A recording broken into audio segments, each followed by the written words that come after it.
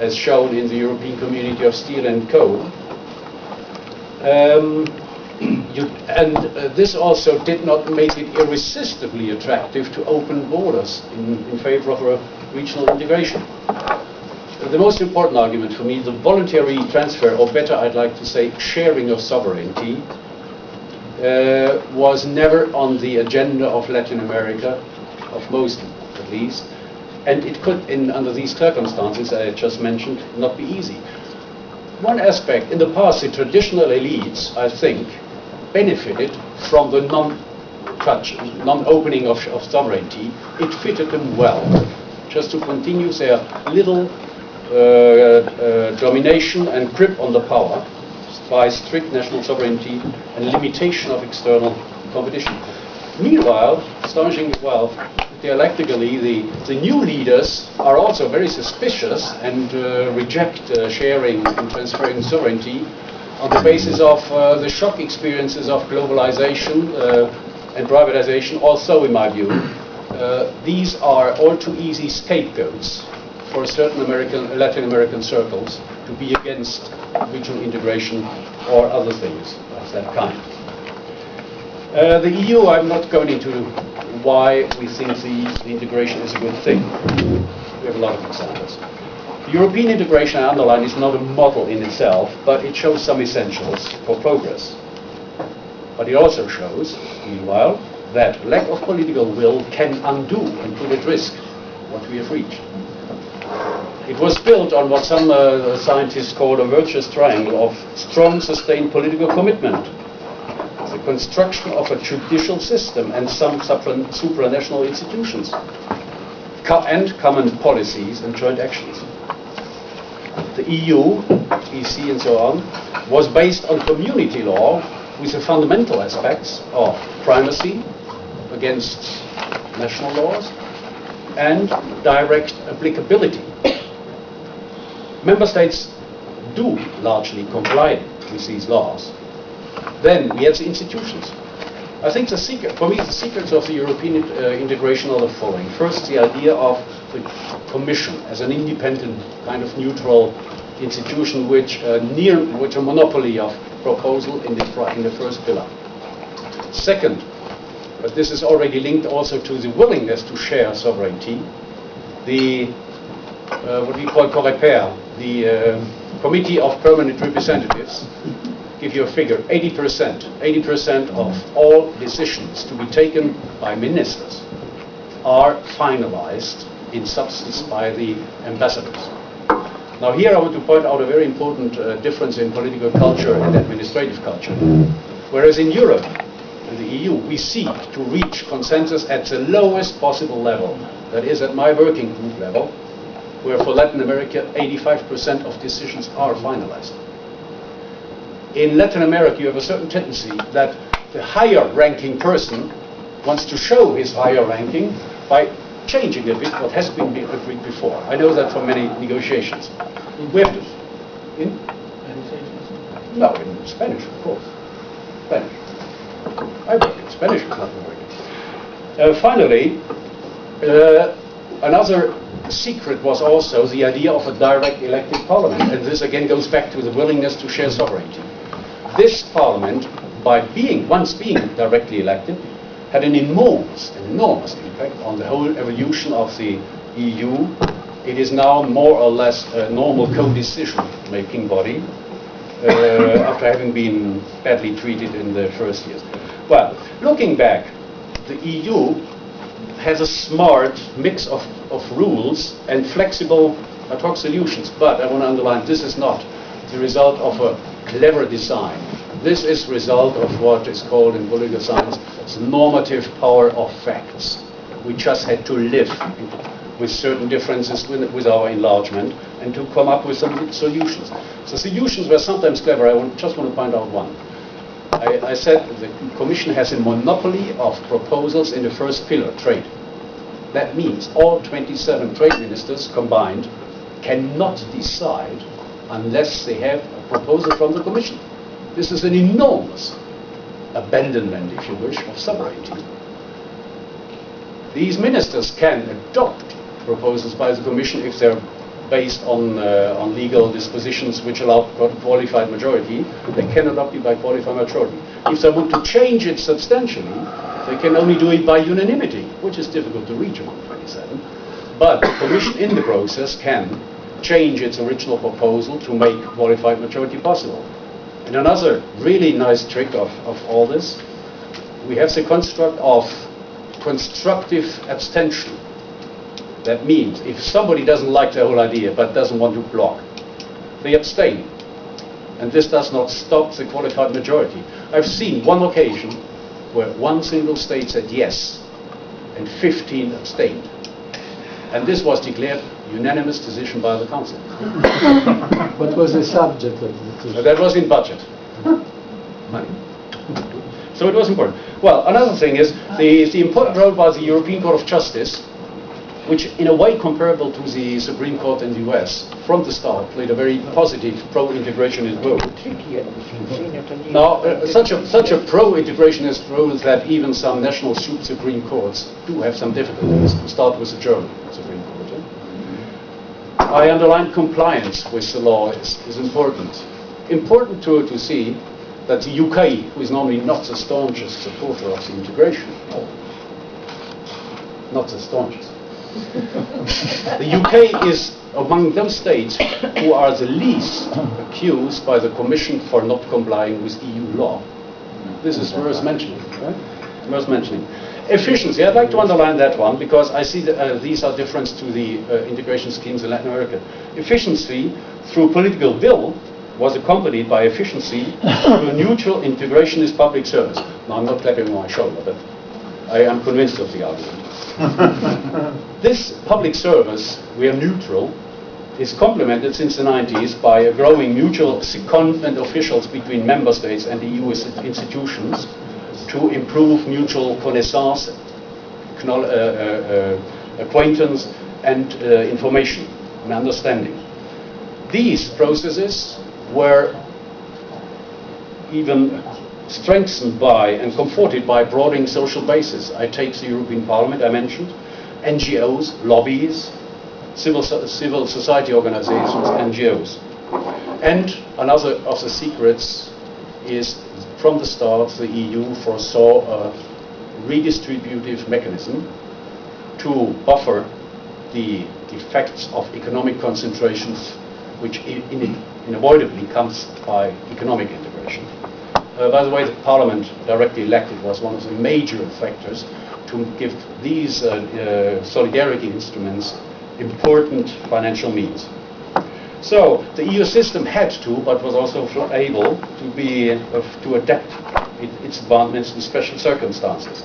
We have now, I'm not going into many details and examples, an astonishing variety of differentiated integration. The three pillars as such are an example already, with a different willingness to share sovereignty and others not. There are clearly still intergovernmental areas or areas where you have unanimity. We have differentiated speeds.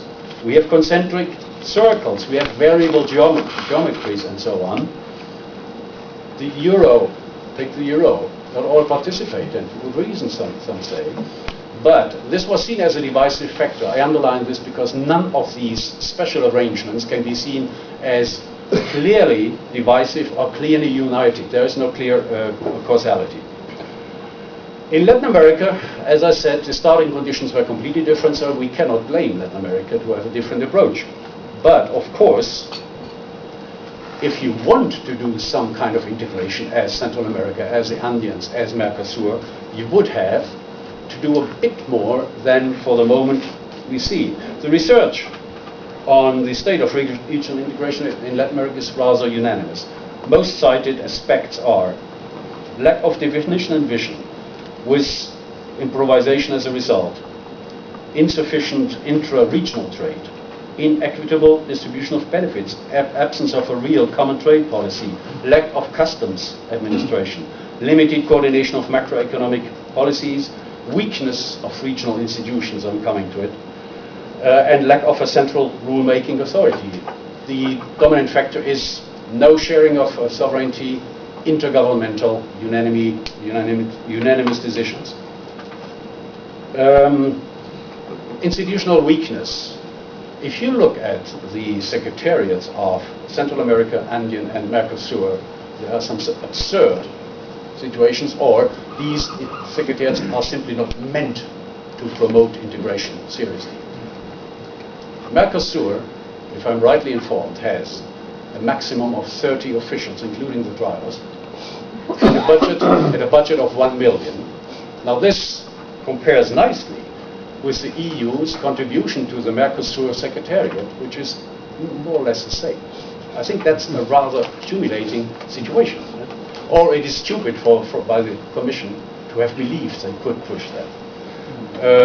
The situation is a bit better in the Andean countries, which had a far more closer idea of their integration, closer to the EU integration, but there is no Andean identity. I came to that in my first speech. And the departure, for example, of Venezuela from the Andean Secretariat meant a dramatic loss. They lost 30% of their funds. So in my view, Latin America is faced with what I call an outdated view of sovereignty, because sovereignty is not just about your national scope. Sovereignty also includes the sovereign decision at which level you best address problems. And this can sometimes be the regional integration level. But of course, such thing takes time if you don't have the European background. Another aspect, the intergovernmental concept concentrates decisions far too much on presidential summits, which sometimes have a frightening frequency. Central America alone had some 126 presidential summits in 20 years, an average of 11 per year the last 6 years. Consensus is thus strongly influenced and conditioned by national political conjunctures. There is no functional logic in the integration. Second, the decisions are often without any follow-up. They're good for the papers. 85% of the 247 mandates by Central American presidents were without a clear deadline, and for 25%, nobody was in charge. Something else. In Mercosur, only 47% of common Mercosur norms agreed, were transferred into national legal frameworks. I'm told that some courts in some Mercosur countries simply do not know or do not accept the existence of Mercosur rules, prevalence of the national law. I'm not going into much details about the lack of sectoral exceptions in the economic field, imperfect common external tariffs and so on, insufficient intra-regional trade, which is something like between 8 and 20% according to the scheme. In Europe, something like 60%. Now, in addition to that, and I'm not blaming anybody, we have more differentiated, more disparate visions on trade and related policies. Discussion about free trade agreements at all or not. On political aspects, takes the relations with China, where countries change side from Taiwan to China in exchange of having built a soccer field or things like that. Of course, ideological grounds. I'm coming to ALBA and all that. For example, inviting Venezuela to Mercosur does not make much economic sense. Also, I see it as an interesting political move to keep constructive engagement. The European idea of a social solidarity instrument has now taken ground as a for them instrument in Mercosur, by which you can compensate asymmetries resulting from the integrations, but the means are clearly insufficient. Okay, we have now another point: competing instruments, competing concepts of Latin American integration. Starting with ALBA. ALBA is, of course, well promoted by President Chavez. In my view, it should neither be over nor underestimated. Not overestimated. I already mentioned that the Latin American diplomats say we like to milk the Venezuelan cow, and nobody can blame anybody for getting cheap petroleum or for getting cheap or free eye operations or better education. I think there is a potential in the ALBA which one should not underestimate. On the other hand, of the 14 Caribbean countries to Petrocaribe, only very few would ideologically follow the ALBA counter idea. The ALBA is not a real example for integration because part of it is exchange in kind. And from Comecon times, we know that is a cumbersome and not very efficient instrument. Also, the Tratado Comercial entre los Pueblos is far too limited in its scope to be of any reasonable challenge to others and to promote integration. But as I said, let's see the potential in ALBA in improving Latin American self-assertiveness in a way, maybe sometimes in an aggressive way, destructive way, but also in financial ways, helping other countries like Argentina with Venezuelan money. Nobody can blame Argentina. Why should one? But the Banco Sur is in itself far too insufficiently equipped.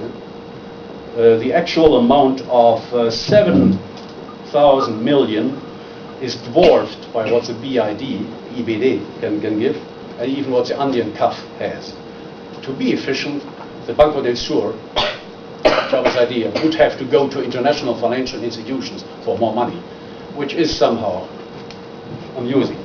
UNASUR, the EU, Europe was somewhat astonished by a relatively frequent change of top South American integration schemes. We had the Comunidad Sudamericana de Naciones, hardly created 2 years later was the UNASUR. Okay, this is a bit confusing, but I warn Europeans not to be fundamentalistic. It is part of a political process, leadership competition, and so on. And I think, for the moment, Brazil and others have cleverly managed to take over some ideas and to bind in Chavez with his own etiquettes, which in itself is not a bad thing. Now, if developed, UNASUR can give leadership, and it has shown some examples. It has shown the willingness of Latin America to address its own problems without any external interference. Brazil and Chile as presidency of UNASUR in Bolivia, the Paraguay case, South America. That's important, yes. It is a deliberate scheme for South America. Also, recently the relations between Mexico and Brazil have improved by efforts from both sides. IRSA, which is meant, again, as a very good idea, strengthening the communication, transport and energy and so on networks in Latin America, is a fascinating idea. It's not enough, because it can be dropped and has been dropped. When Brazil discovered enormous oil fields, it suddenly lost its interest in such schemes. This may be normal in terms of national interest, but it's not contributing to integration. As somebody said, energía en Sudamérica es una interconexión que no integra. Positive are also in UNASUR the ideas, and now they created Consejo de Defensa and Consejo de Salud. All this is interesting in the light of an improving security discussion in Latin America in the context of more autonomy from US and others. Okay, I'm not skeptic altogether, despite the insufficient state of regional integration schemes and despite of the competition between Chavez and others. There is a growing multi-level process of political consultation and consultation going on in the new Rio Group, in the UNASUR, and so on. There is, in my view, something interesting. Frictions among Latin Americans are less obvious in our overarching discussions, EU, Latin American, Caribbean, or EU Rio Group, than in our sub-regional meetings, EU Troika plus Andeans, EU Troika plus Mercosur. That's an interesting difference. Latin America is diversifying its political and economic relations. All agree that the state has to be reassessed in its role in development and for managed globalization. All are taking more serious than before the problem of social inequality and fiscal policies. To finish, I said as a political scientist, I see today more similarities between Europe and Latin America. Some are good, some are not so good.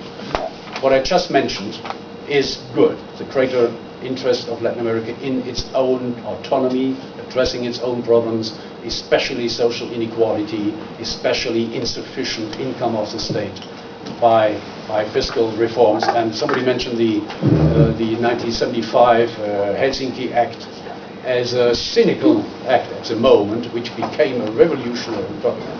I see the same quality in the 2004 Summit Declaration, EU-LAC in Guadalajara, where all governments committed themselves to do fiscal reforms so that governments have money for sustainable social policy.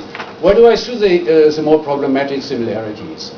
What some 20 years ago was seen in Europe as typical Latino, we see more features of that in Europe nowadays. Tailor-made laws to protect the politician. Yes, we have that. I'm not going to go to the countries if you wish it. Politicization of jurisdiction. Yes, we have such risks, not only here but also in the US. I mean, the nominations to the Supreme Court, not only under Bush, a clear political act. Yeah?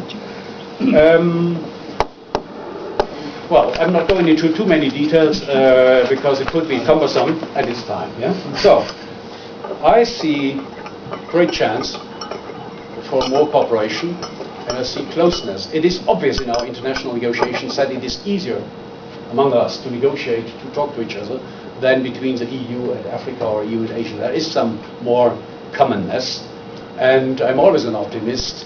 The word crisis in many languages means the same as chance. Thank you. Right, thank you. And Very Chinese. we'll give you now traditional applause.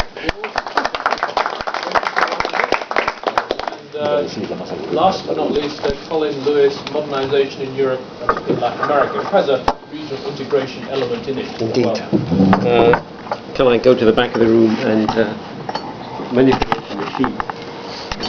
I might need help manipulating the machine. Okay.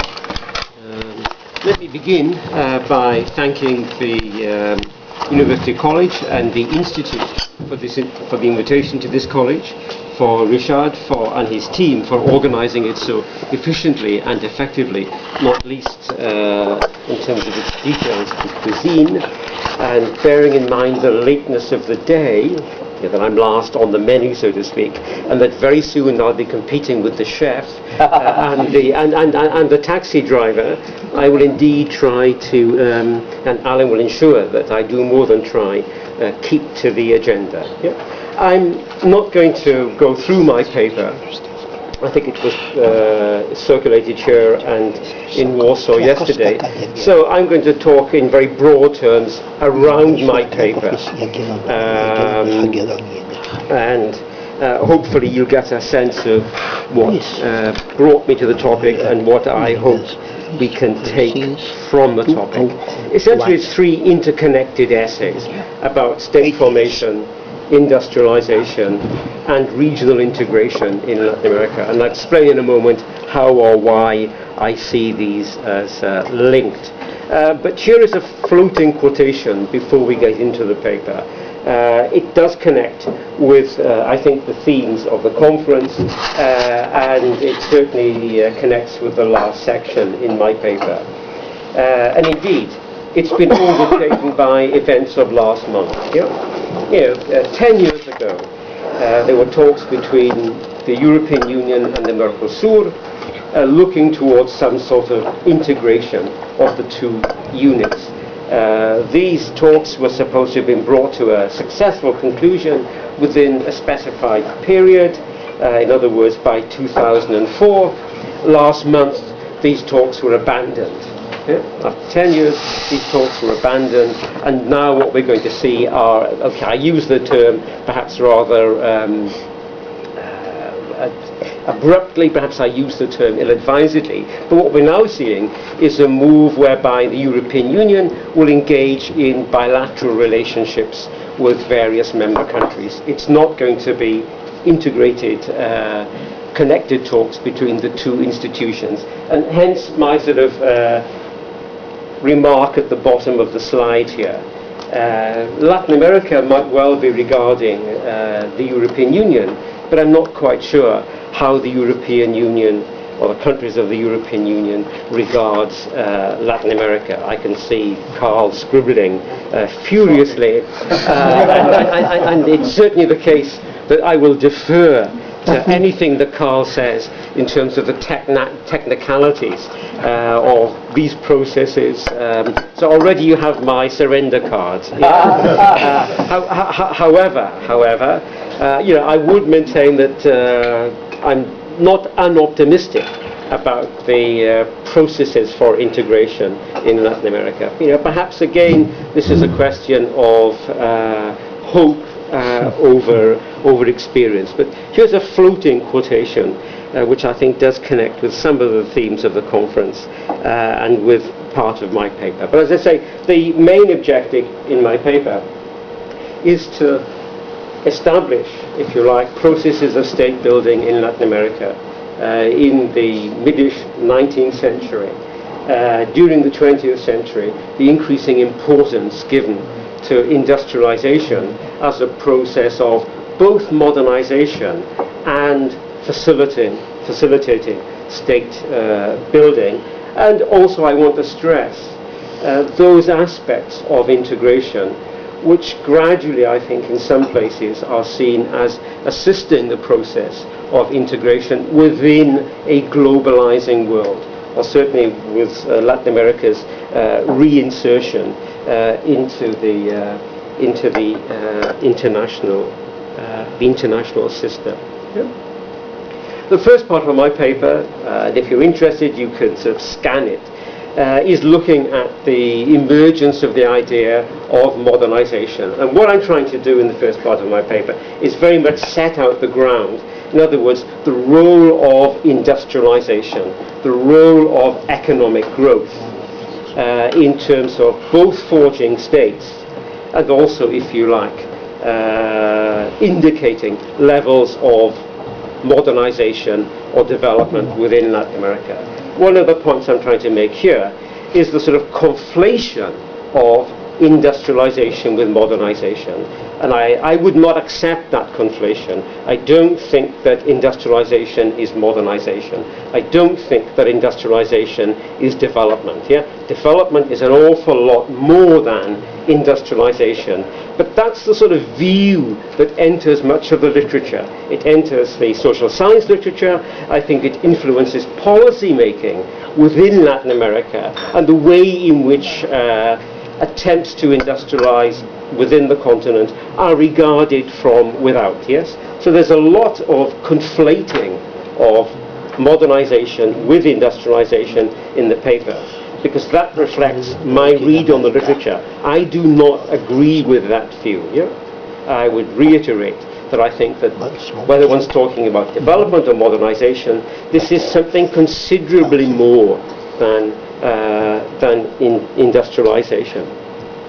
Much of the discussion in Latin America, certainly I think in the 1970s, 1980s, where it became fashionable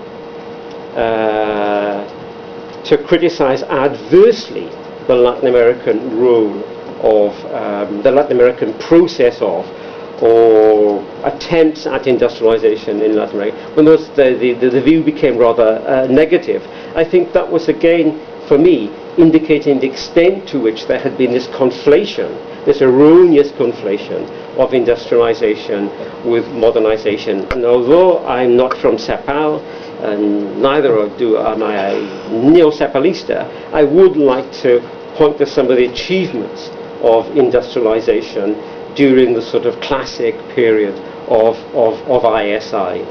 We'll come back to this.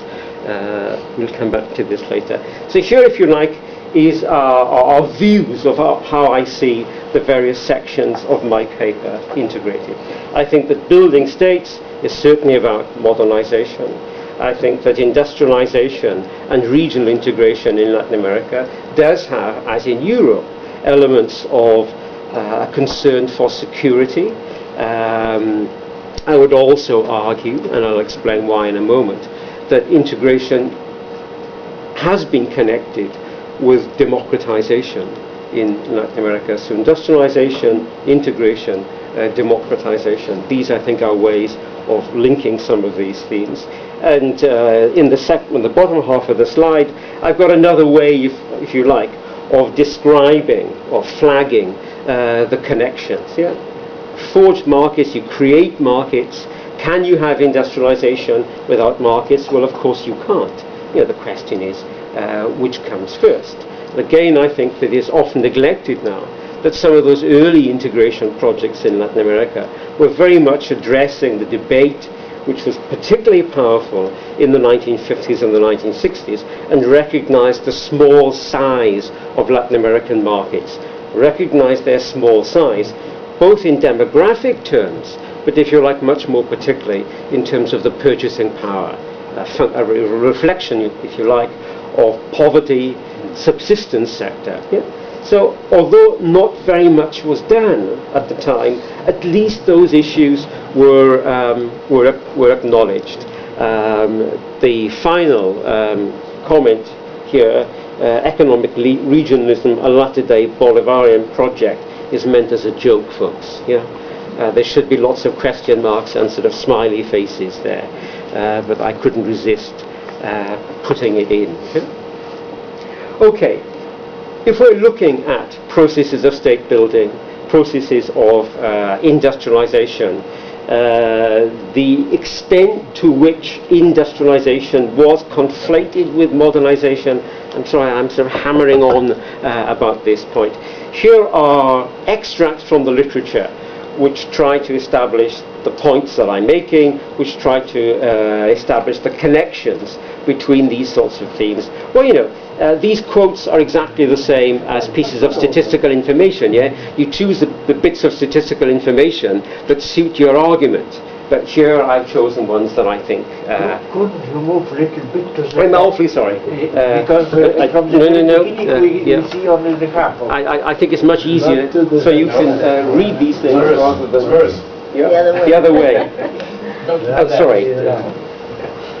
Is that considerably better? Okay. Okay. So, you know, anyone who's talking about institutions has to refer to Douglas North. Well, you know, I think that North is reminding us that when he was talking about economic institutions, he wasn't saying that the market rules everything, but rather that the market has to be bounded, the market has to be ordered. And for him, for sure, you know, it's the polity. And for North, as we know, these institutions are endogenous. If I am something, I was a moment ago saying I'm not a neo-economic mission for Latin Americanist, I would admit to being neo-Gershon-Cronian. Yeah? In other words, that I think the state does have, it might be unfashionable in some places, becoming fashionable again, to say that the state does have a role in the economy. Yeah? But what's often neglected in those who sort of vaunt the East Asian model of stateless intervention, which has been now, I think, much qualified, is that throughout the writing of Gershon-Kron, there is this emphasis on the capacity of what used to be called the national bourgeoisie, or what might be called the national entrepreneuriate. And in this sense, it's not the state substituting for the national entrepreneuriate or for enterprise and entrepreneurship per se. It's rather states in individual places creating the conditions in which, in market-friendly language, business can thrive. Yeah?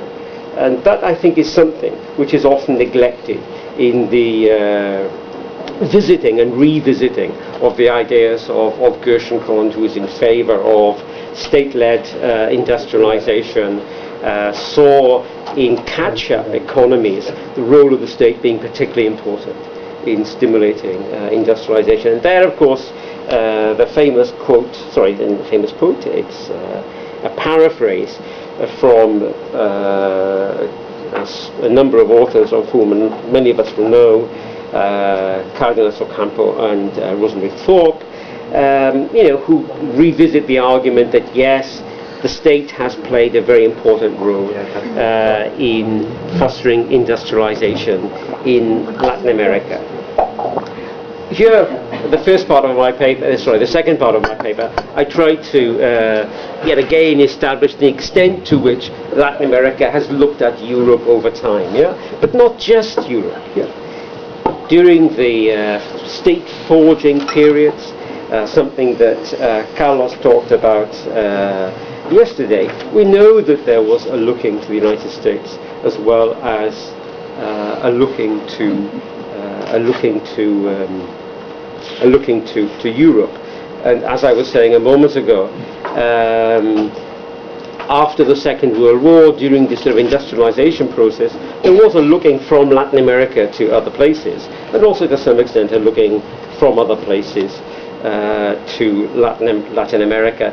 We know that the literature about state formation in the 19th century is large and varied, and there are lots of arguments one could make that the process was very messy. It took a long time in some places, though perhaps in the Brazils and the Chiles, state formation was a relatively less difficult process. But we know too that this process comes to an end, as Carlos reminded us yesterday, when by the late 19th century what was seen as relatively modern institutions based on, I use the term North Atlantic models, were beginning to take root in Latin America.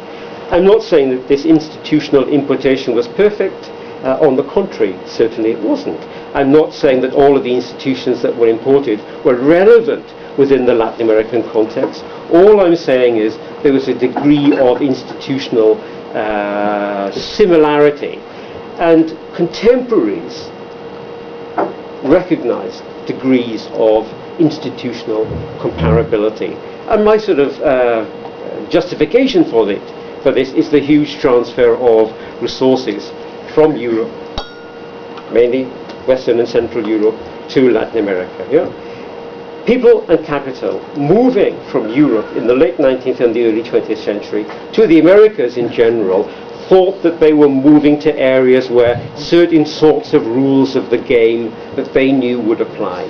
That particular, I think, applied in the case of capital movements. There was a sense that shared institutions, often in suspension, like the gold standard, monetary regimes abused, often not always complied with, represented some sort of approximation of European and Latin American institutions.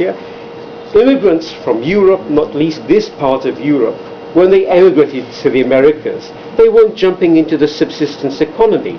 They were emigrating to a market economy. They assumed that certain sorts of norms of the market would be applying in Latin America. That's the only point I'm trying to make about state formation in the inverted commas outcomes of state formation by the latter part of the 19th century in Latin America. And quite clearly, as these states are forming, if one reads the literature, the contemporary literature on 1910s Chile, on the Argentine in the 1890s, much of the contemporary literature is talking about industrialization. This is seen as some sort of objective. During the period of export-led growth, there is, in my opinion, industrial growth, though not necessarily industrialization. I would draw a very sharp distinction between industrialization, which represents structural change, and industrial growth, which doesn't. But in this period, in the latter phase of state formation, that influences what comes afterwards, there is a growing body of literature and discussion about industrialization as either taking place or various countries being on the cusp of industrialization. The assumption that insertion within the international economy in the couple of generations before the 1910s or the 1920s would deliver, inverted commas, development. The term wasn't used at the time, and by development they meant was assumed there would be in industrialization. That very much for me influences strategies of industrialization which are applied in Latin America during and after the 1940s. I would say that there are lots and lots of indicators of what becomes the Economic Commission for Latin America, the CEPAL project, observable beforehand. And these assumptions and expectations before the 1940s shape the emphasis given to both the industrialization project, and then I think one uses the term industrialization rather than industrial growth, and also the importance attributed to the state. In other words, that in places, in economies like Latin America, the state has to play a role in forming the national entrepreneuriate, or whatever you will, that the state needs to act as some sort of intermediary. And I'll come back to this one and look at regional integration. The state has to play a role in ensuring a level playing field. I know all the criticisms. Import substituting industrialization leads to the formation of rent-seeking alliances, which are not very good for anything, let alone industrialization. But all I would do is draw our attention to the data here. What we see as we move through the CEPALista decades, very, very crudely, lots of problems with the numbers, how you interpret them. What we see is that this is when the manufacturing sector, however you define the manufacturing sector, assumes a larger role, has a larger weight in the Latin American economies. So clearly, by the time we get to here, the 1980s, we know that Latin America is much more developed than the USA. I mean, that I think cautions how we interpret the figures. Here we have a note of caution. If you take the view that industrialization means development, if it's the weight of the manufacturing sector in GDP that demonstrates the most developed region in the world, then for sure in 1980 Latin America is more developed than the US of A. Okay? That is not my argument. I'm not arguing that. Is that the victory sign that I've made my point? Or, Welsh archers at Agincourt. I'm too close for the longbow. It has to be the crossbow. But that's what I'm just saying that that's one indication of the evidence. That's one indication of some of the achievements of ISI. Okay, here's another sort of factor that we often forget. The big argument about, there was ISI, there was import substituting industrialization, it might have been even better than it was. Well, these were still, good decades for Latin America. It's interesting that this is aggregate GDP, not per capita, but the numbers are higher in the middle column for all sets of groups. And of course they are highest for Latin America. I now move on very quickly in the last 123 seconds that I have to talk about regional integration. And we've heard a lot about regional integration, and I'm clearly deferring to everything, as I say, that Carl says. The point I would argue here, I guess, and here you can see I'm echoing some of the points that Carl is making, that institutional harmonization is very important for successful regional integration. But perversely, perhaps my reason for optimism is this point here. If we look back at the history of regional integration in Latin America, with all of its failures, what we observe is that commitments amongst local groups in Latin America to the integrationist project have been greatest when the international economy has not been doing so well. And it seems to me that in the next few years, the international economy isn't going to do so well.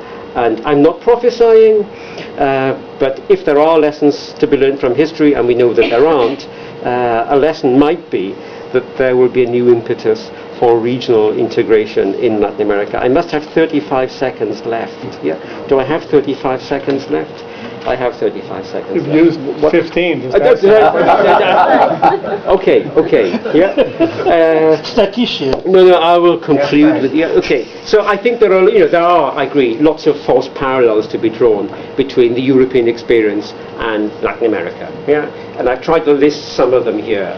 And notwithstanding the point I'm making about downturns in the global economy facilitating the integrationist project in Latin America, there are the elephants in the room. And for the Mercosur, now the paper talks mainly about the Mercosur, it's Brazil. I've got nothing against Brazil, but for the integrationist project, Brazil has a world vision, it has a world strategy, it has world options. And I've got the quote there from Fernando Henrique Cardoso in the paper, which although it's applied to the Inter-American project, tells us something about Brazil. On that note, I'll stop. Right, thank you. Well, I suggest we select a few questions.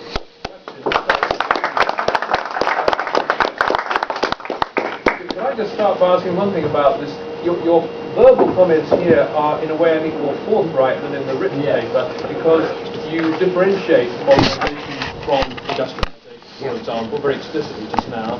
In the paper, you seem to me to be giving more credence to modernization as a useful organizing concept. In other words, you're not just criticizing it as a mishmash of confused ideas in order to sort of bash Rostow or whatever. I wouldn't disagree with that at all. But you do still want to retain it as a useful organizing concept. And it does seem to me actually that there is a case for discarding the notion of modernization altogether. A, because it's too vague and people use it in very kind of subjective, casual way, where it's almost always better disaggregated into things like either urbanization or industrialization or secularism or any number of other possible attributes which don't necessarily hang together. So I think there is personally a case for almost getting rid of it. While I have the floor, because then I'll shut up and just moderate, I did have a question also for Carl. You make the point in one context, I think talking about the Andean region, where you say that the lack of any identity seems to prejudice or prevent the successful carrying through of an integration project. Well, it surely depends a great deal on the nature of the integration project. If you have some notion of political federation or cultural assimilation or movement of population or something, then that would make sense. But in other cases, it seems to me the dissimilarity, the lack of a common identity doesn't matter. If you want a successful economic union, if you take the case of NAFTA, which of course you don't address because it's not part of your rubric for some reason, and there may be a good reason for that. I mean, NAFTA, you could argue, has been quite successful. Peter would know much more in many ways, but no one would claim there's a common, well, I know one or two lunatics might claim there's a NAFTANO identity emerging, but no one would think that NAFTA was premised on a common North American identity, but you could say, according to certain hard economic criteria, that it has been somewhat successful. But let's get one or two other. Okay, Carlos? Sure. A comment to Carl's paper, which is, I agree there is in Latin America an outdated view of sovereignty. But I think in explaining the differences between the European and the Latin American integration experience, we should also look at what I would call structural factors. I mean, for example, the failure of Mercosur building supranational institutions is linked to the fact that Brazil's economy is bigger than the sum of the rest of the bloc's economies. So for this reason, they demand 51% of voting power, which is unacceptable for the rest. In Europe, Germany was always the economic powerhouse, but the sum of France and Italy was always more than Germany, and the sum of Italy and Spain was always more than France. So in Europe, no country could reasonably claim 51% of voting power in supranational institutions, and this made it easier to overcome outdated views of sovereignty. Peter? Thank you. I have a question which was sparked in part by Carlos' paper yesterday, and let me try to state it baldly. Should the EU be the model, the prototype for integration schemes, or is it a historical exception? There's a line of political analysis which says that you need an enduring political motivation to attain regional integration, because it does involve sacrifices of sovereignty and all these things that politicians don't want to give up. But that in the case of Europe, with 2 world wars and then a Cold War, there were very compelling reasons that were political. One was to contain Germany, never again. And second, there was the Cold War to contain the Soviet Union, so they won't keep coming. So that there was a very special condition. Now, Carlo pointed out yesterday there have been no big wars in Latin America. So why do you need it? Why not go it alone as best you can? I mean, I have friends in Costa Rica who said they never wanted Costa Rica to get involved in a Central American market because Costa Rica would do better by itself. Now, if the economic downturn, as Colin suggested, provides a different incentive, then that might overcome might overcome political hesitation. But it seems to me that maybe instead of thinking of the EU as the model that everybody ought to follow with its wonderful achievements, maybe it's an exception to the rule, and we have to think differently about the incentives that lead to regional integration in the first place. Yeah, that's very much apropos. I think economy of scale, this notion should be introduced here. And the economy of scale may build a motivation for integration regardless of whether we live under conditions of depression or a very, very high economic growth. So also, I think, it's much more important than complementarity, economic complementarity. You refer at least twice in your paper. Because take France and Germany. In the paper of Monet, which was never published, it was not Schumann text, but Monet text, is we have a very clear explanation that it's not the complementarity between France and Germany, but the competition. And much higher prices of the French steel and coal, which are motivating French to get Germans involved in the... And take, for instance, private sector. We do see a lot of cases of integration in the so-called hostile takeovers. Why people take over in a hostile way? Because they want to create economy of scale. If 2 telephonic companies merge, it's not because they are complementary, because they are on the same territory. They create economy of scale. So globalization is an economy of scale of some kind. And I think it may be driving force in case of Latin America, because they lack one thing we had in Europe. They never killed each other on such a scale as we did in our history. One more question, and then we'll throw it back to the speakers. Yes, my question is to both papers. Do you feel that the European Union relationship with Latin American countries could be perceived as a kind of a challenge to the United States?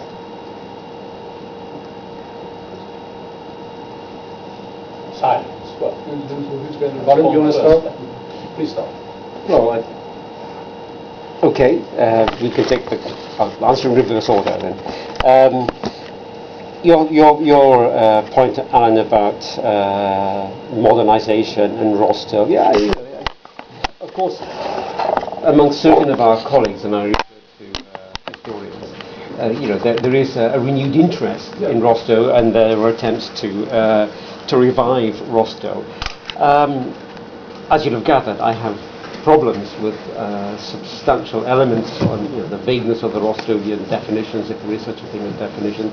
But in one sense, Rostow is quite useful, because he does make the point that industrialization is only part of a process which is leading somewhere else. Yeah?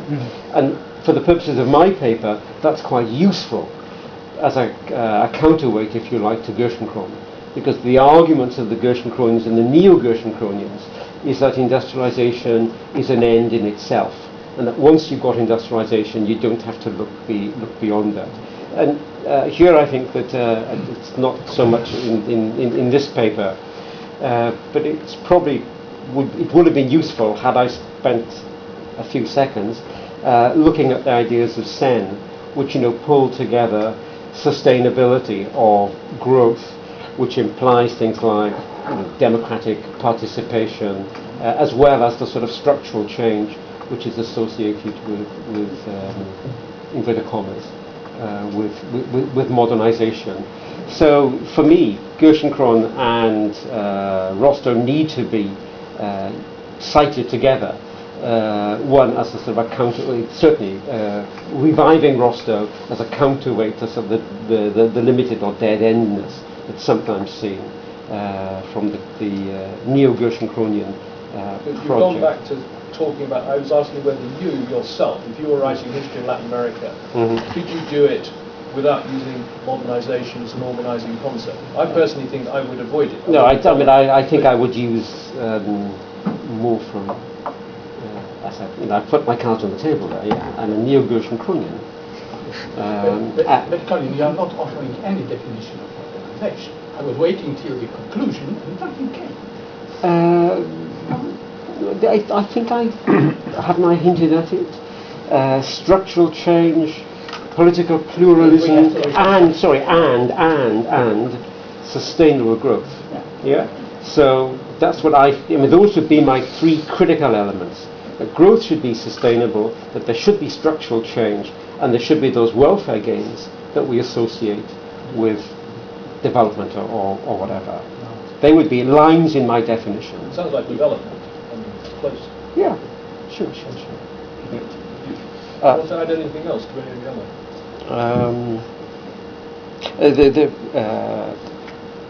Let me look at my scribbles. In response to what Richard was saying, well, I think that this is where we need to go back to sources. And one of the points that I was trying to make in sort of vaunting the Cepalista equal substituting industrialization project, which went horribly wrong, was if one goes back to source and reads those early works by Prebisch, then what they stress is scale, efficiency, and what would now be regarded as providing consumers with good quality, affordable manufactured products, but also Latin America being an exporter of manufacturers. So the early ideas driving what becomes the input substituting industrialization projects recognize the importance of scale, associate scale with efficiency, and see that as making Latin America, and if there's an element of providing Latin American consumers with quality goods in the long run, which implies also that Latin American manufactured exports are internationally competitive. It doesn't work out that way. That's not the outcome that we observe. That the ideas of scale, efficiency, and concern for the market, they were there at the beginning. So a final question about European Union and Mercosur or whatever. I think that for sure in the US of A, whether or not it's intended as a challenge, it would be seen as a challenge, not least because of the position of Brazil. Yeah? I mean, we know that Brazil, and I firmly would re-emphasize the sorts of perspectives that Brazil has, not only of itself, but in the world economy. Whether the economy is growing, whether the international economy is growing or contracting. Just look at Brazilian exports. Brazil isn't going to commit itself to the initiative of the Americas. It doesn't need to. So any further engagement between Brazil and the US will be seen by those in the US who used to regard the initiative of the Free Trade Association of the Americas as a possible runner. It ain't going to run. It never had any possibility of running.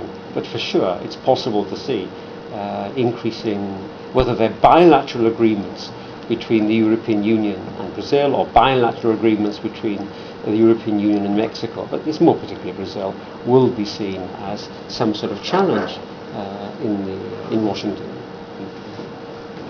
Yeah. First, your question, does regional identity matter? And you refer to NAFTA. Well, NAFTA was clearly limited to the economy. So the identity doesn't play too much, whereas economic expectations play far more, economies of scale and so on and so on. Yeah?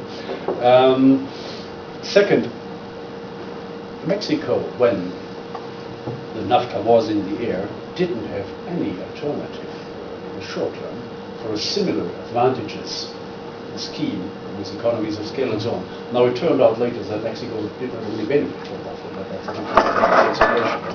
On the other hand, I mean, at least the Mexicans and the US and Canadians didn't treat each other as the Indians in the last 3 years or so. There's a minimum of personal chemistry which has to fit. Color, structural factors, yes, size matters. And the difference in size is important. But to refer to the EU, we try to counterbalance differences in size, which we have enormously. The richest and the poorest region in the EU are 1 to 30. And we have minimal states and we have big states. We manage, and that's part of the most difficult negotiations at each enlargement, to avoid that 1 or 2 biggies can dominate the rest or block the rest, and at the same time that 4 or 5 minis can do the same with the others. Yeah? That's very delicate balance. Peter, is the EU the exception? Why do you need a regional integration in LA? I think the conditions in Europe were rather exceptional, as I pointed out. But there are still good reasons why you could try to make more out of regional integration, to start with economies of scale, to start with the political role you play in your own region with more autonomy, and of course, the role you might play on the global level. Alone, not even the US can shape the world anymore. It's gone. Richard, yes, economies of scale, of course, yeah. Competition, yes, there was an important element. The French had high steel prices. On the other hand, in the agricultural sector, we did quite the contrary. We did not induce competition. It is little known that the arrangement was between the Germans and their high agricultural prices, which they did not want to give up, and which are the source of all these subsidies, these horrible things later. But it was related to armaments, so steel and coal. Okay. Not agriculture. Now, give me 2 minutes to react to 2 sentences by Colin. First, the EU abandoned Mercosur. You said something last week. I'm not aware of it. No, last month, not last month, we're now in July. I thought in May there had been a decision to engage in bilateral. That was the Indian decision. I'm sorry, I missed it. Yeah. Okay. Well, as concerns Mercosur, we are stuck, but I explain why. First, of course, there are the internal problems of Mercosur, including size, but not. Second, there is an important problem which not many people think about. What was dominating the DG Relexes from the Commission hesitation in early 2000 or so to start these negotiations. You have the psychological problem of parallel 2-level negotiations, Doha and bi-regional. And when you give on one level, give in something, you lose that one as a negotiating chip on the others. And that induced the Mercosur in 2004 to say, let's first finish Doha. Yeah? Second, I'm always grateful if somebody thinks that the EU disregards Latin America, whereas Latin America regards the EU. I think first, Latin America is regarding beyond the EU, and that's good, sir. It's part of the diversification process we want in development and so on. What is not yet sufficiently developed is the diversification in products, but in partners, we've done a good job so far. Second, what you call, Colin, the selling of assessments and selling images in your paper. Yes, we are pretty bad in doing exactly that. We are bad in marketing and bad in visibility. I could give you a huge list, I'm not, of what is going on and not sufficiently reported. We have, contrary to a reduction of interest, we have an important increase in what we call policy dialogues, sectoral dialogues, from human rights, migration, drugs, and so on, some 20 of them. We have still maintained a lot of investments. And what I always emphasize, between the EU-LAC summits since 1999, from one summit to the other, we make a list of actions implementing the commitments of the presidents of the previous sector. Since 1999, I'm in charge of that, among others. The list between Guadalajara and Vienna 2006 contained 350 bi-regional projects in all kinds of commitments the heads of state spoke about. So I think we are bad in making all this visible, but we still have a very solid and growing solid basis for relations between us. You are very visible today. So you're making a very good point for the European Union. They forgot to make me spokesperson of the EU. I think on that very consensual note, we all agree, we probably should wind up. We are running over time. I apologise if anybody else had questions or comments we haven't got time for. And we have one last brief intervention before we all break up and go for dinner. And that's the intervention I'm going to make together with the director of publications of this school, who brought some presents to us, and that's for the authors of the papers and the commentators. And I will begin with the co-organizer of this conference and the chairman of the meeting. Thank you. Yes.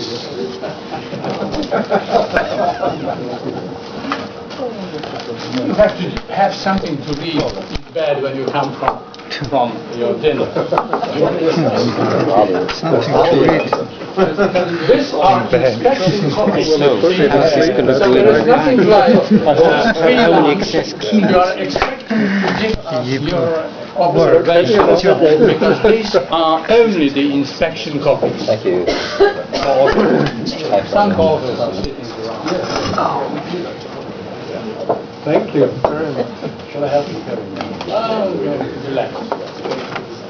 So we have to read and correct. Everybody's. You have to read your own and everybody else's. Everybody's already here. Observations? But not today. Yes, before you get on the plane. No, before we get on the bus. On the bus. On the bus. Managers are important managers of the conference. Without the managers, we do not exist.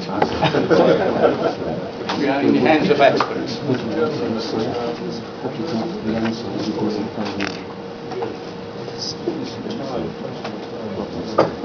These are inspection copies. Therefore, some honorable guests who are among us are excluded for 2 weeks from these procedures, because this is internal product of the school. So this is not yet for the public consumption. Just for revision. Przedstawiciel rektora. I think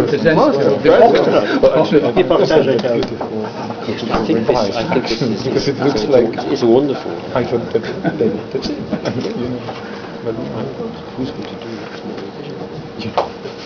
I wonder how the original I've got no more to say.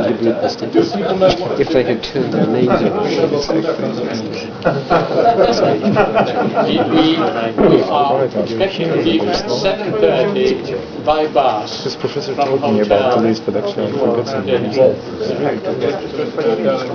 Bishop, I need your order over there.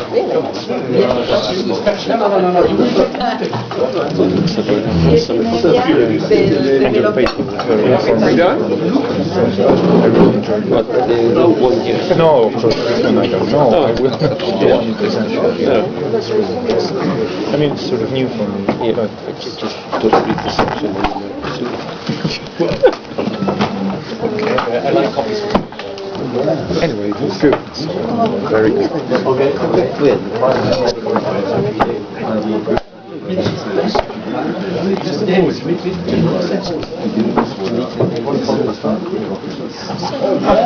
I started.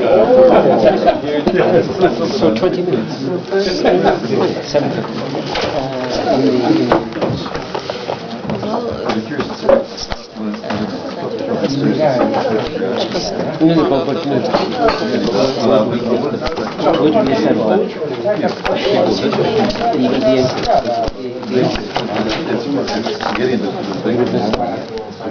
Will be checking. There's always an issue. What native you should